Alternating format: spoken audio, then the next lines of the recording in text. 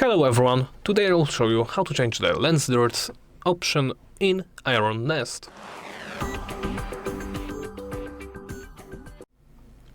Let's begin by opening the settings menu.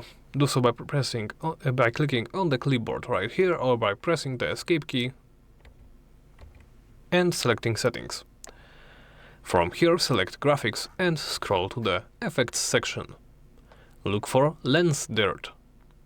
Here you can adjust this on this gauge from 0 being no lens dirt to 100 being maximum.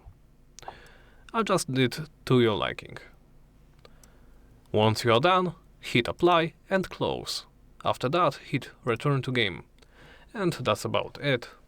Thank you for watching and please make sure to comment, like and subscribe.